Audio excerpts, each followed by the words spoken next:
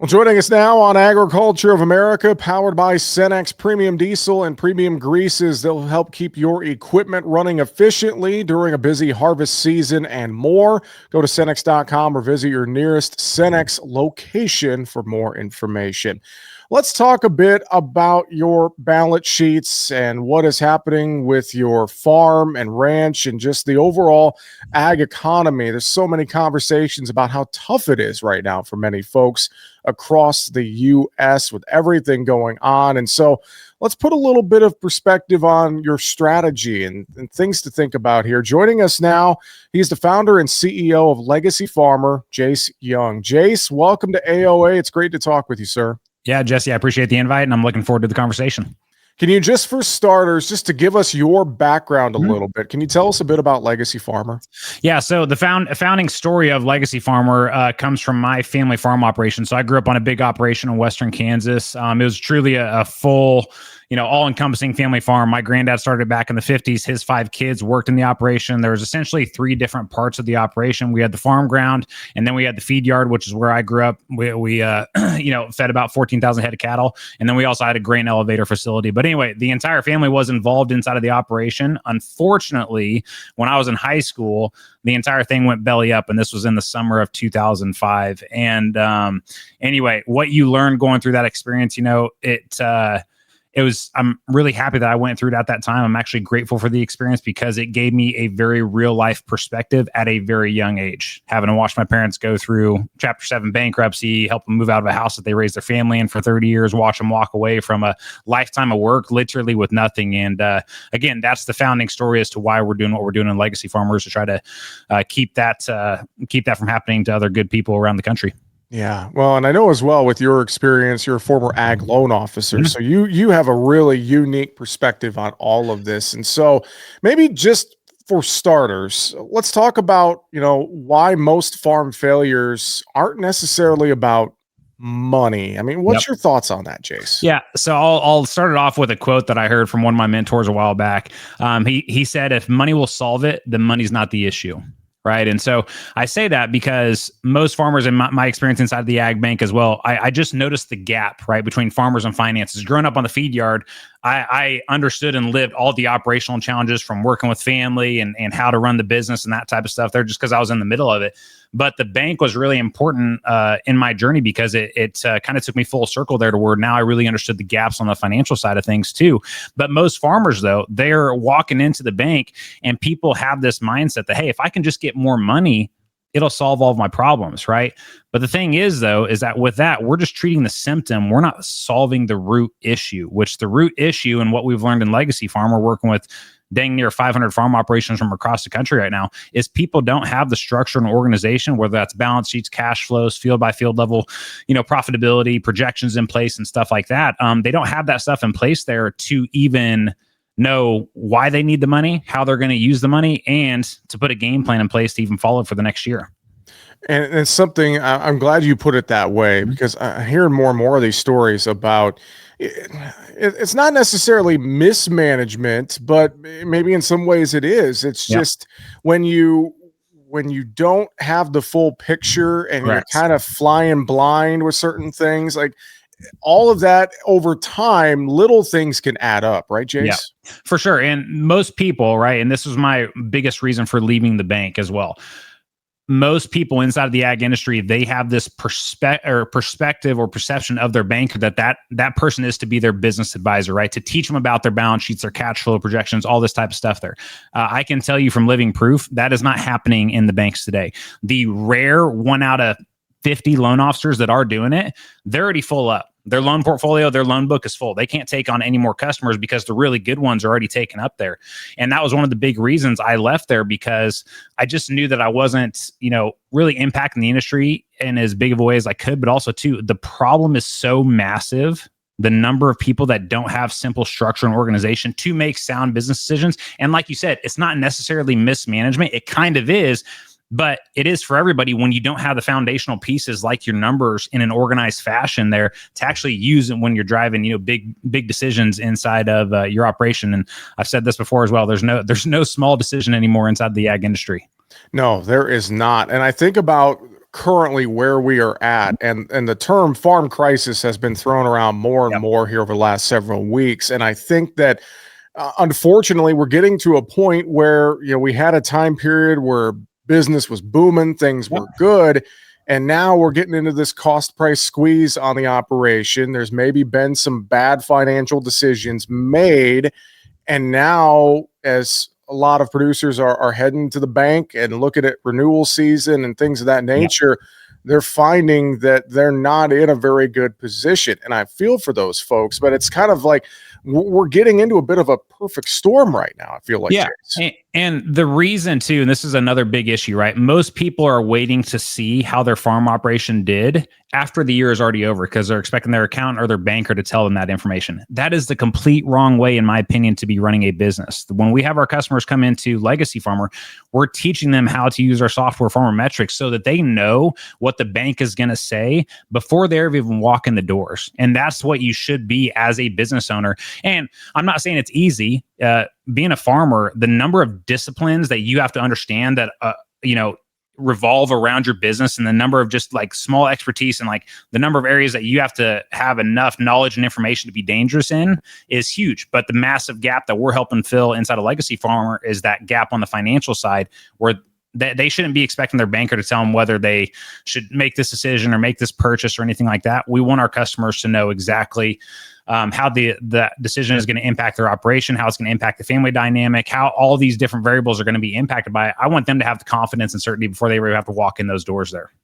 Jace Young with Legacy Farmer joining us. And it's not something where it's, like I sit back and say, oh, this is, your fault and you made this decision and you got to live with it. No, it's more of a, we're having a conversation like this because like you, for instance, with Legacy Farmer, you want to help people. We want to educate. We want to make sure that you're farming for the next 50 years, things like that. It's about having these conversations now if you're in this position before it's too late. Yeah. And, the term that we use with our customers is we want them to be full stack business owners. When they're making decisions, we want them to understand how that decision is going to impact them from a banking standpoint, from a tax and accounting standpoint, and from a day-to-day operational standpoint as well. Right. And once we do that, we've seen so many times to where, that term farm crisis, going back to that, right? It's really easy to basically infect the entire industry with that right now. It's all over the radio stations and all this type of stuff. So, but the thing is, though, is that the people, when they throw around this term farm crisis, they don't truly know if their farm is included in that because they don't know where they're at financially. And so it's kind of this fake story that people live with.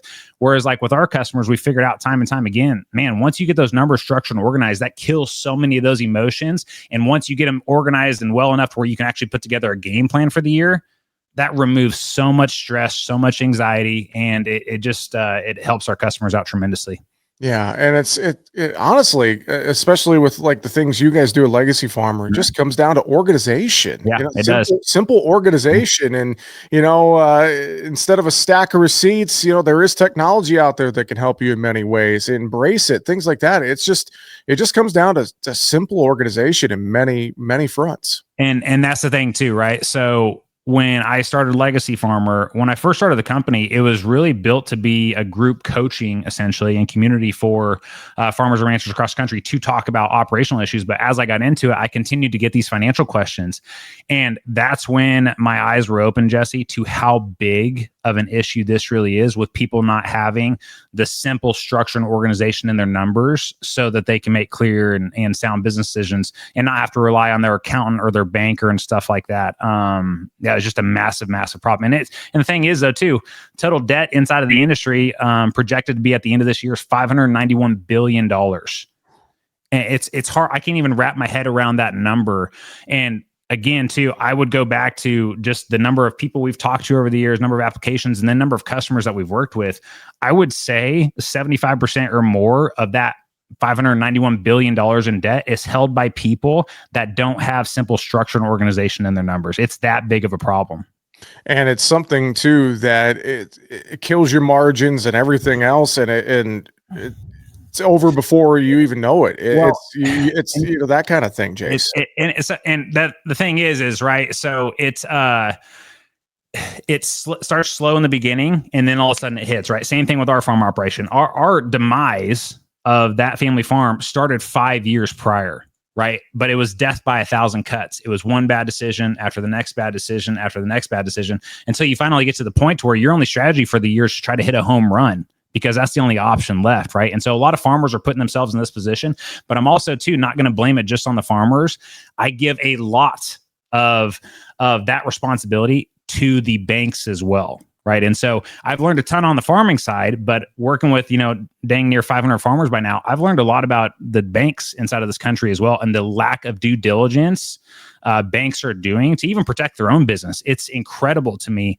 But also too, the lack of leadership, the lack of consulting that they're doing with these customers, and essentially leading people to a place where they're not making good decisions financially that are going to put themselves into a tough spot like this, where that it's death by 1,000 cuts. And there's going to be that year where it's like, hey, we either hit a home run this year or we go bust, but it's happening either way.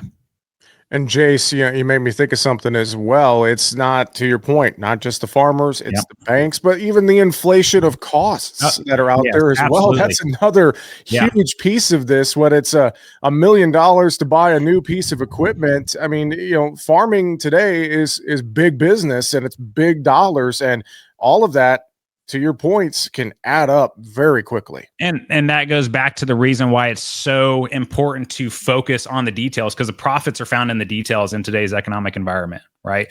But I also go back to as well, that's why I say there's no small decision inside of farming today. It's minimum 50 grand, 100 grand on any decision there, or a repair or something like that comes up. And if you're not prepared for it, you can see those, we're going through fall harvest and everything right now down here. One breakdown, unfortunately, can set guys back, a year or more just on their cash flow, and put them in a position where now they have to restructure debt and go through this. And we just see that cycle happen over and over again. And that's where, yes, the farmers are ultimately making a lot of the decisions there, but the bank's allowing them to do that and then helping them get there. It's just, it's a lose-lose type of situation, if you know what I mean. Yeah. And another thing too that I want to ask you about, this is a great conversation, but the amount of farm transitions that we are seeing or will be seeing in the next decade, and what happens when someone's kids inherits disorganization. There's a lot of problems there as well that I know this is another big issue for American agriculture right now. Yeah. So a lot. And, I've had several conversations over the years, Jesse, too, with 40 to 60-year-old men literally crying to me on the phone because they made lifelong decisions based on a promise from their parents back when they were in their young 20s, right? To come back to the operation, you'll be inheriting all this, you'll get all these assets and things like that. And, they get married, they get set up, they have kids, they've literally established their life there. And then come to find out, they get into their 40s and 50s. They don't have anything on their balance sheet. Nothing was ever put in writing. But guess what? Now, once the parents actually disclose the financial position of the farm operation, they may not even want it all together, because when you're inheriting debt, you're not inheriting a legacy. You're inheriting a ship that's sinking. Yeah. You know what I mean? And so that's a tough place to be. No, and that's a super great point. And I think that helps us kind of get to some final thoughts here. And obviously the work you're doing at Legacy Farmer and, building a legacy and working with producers to educate and to help improve their position. And I know, folks, you guys got a lot of resources online, et cetera, et cetera. It's just about having those conversations and getting started, right, Jace? Yep, absolutely. So, we have a ton of stuff at legacyfarmer.com and things like that. But here's like the issue with this though, Jesse, is a majority of people out there, we know when we have issues in our life, right? But the thing is, so did my granddad. And he kicked that can down the road for 5 years of the issue of exposing what is the financial picture of our operation and asking for help, right? And so for a lot of people, they may know there's an issue, but the one thing that we've noticed over the years is we've had some people that we had conversations with maybe a year or two ago that just now come into our program. And when we jump on that call with them today, guess what's changed over the past year or two? Absolutely nothing. Absolutely nothing. They're still in the same position there because they're trying to find that courage to finally be willing to expose the finances, expose the issues, expose the problems, and own them for the first time, when it's just easier to bury them and hope that they just take care of themselves, or, we have a miracle happen with grain prices or whatever there. And that's not a strategy, right? And so that's why, when you talk about taking the first step, a lot of the first step for some people is say, hey, we got some issues here. Let's overcome this thing and let's jump into this, because if we don't, there's not gonna be a legacy to pass down to our kids, and the family farm dies with us. Yeah. And this might be a poor correlation, but it's the only one that comes to my mind right now. It's, as simple as say someone out there, you're wanting to lose weight and you Mhm. talk about it and talk about it and you say you're going to do it. And I'll start next week when my kid's schedule gets Yep, better and this and that. And then you don't start. And I think that's the, kind of the absolutely. same concept. It's Yep, you talk about it, but you don't do anything about it. And yep. that's when the problems compound upon themselves, Yeah, Jace. for sure. And it takes that much longer to fix them then too, right? So some people come into our program.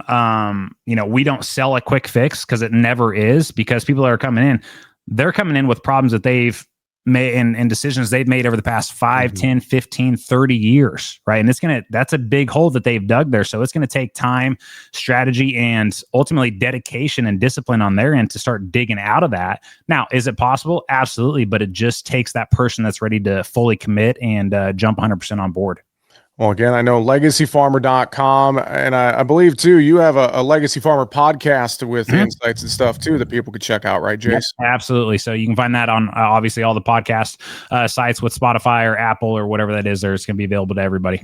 Fantastic. Any final thoughts or anything you'd reiterate to folks here on the show today?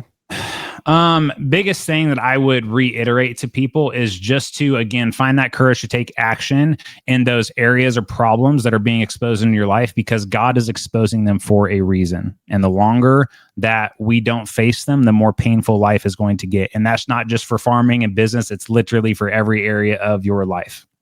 Well, this has been an awesome conversation, and we'll have to get you back on the program Yep. again down the road to revisit this and talk more as we navigate some of what we're going through with the ag economy right now. Founder and CEO of Legacy Farmer, Jace Young. Thanks for joining us here on Agriculture of America, Jace. Really appreciate the time. Yep. Jesse, thanks for having me.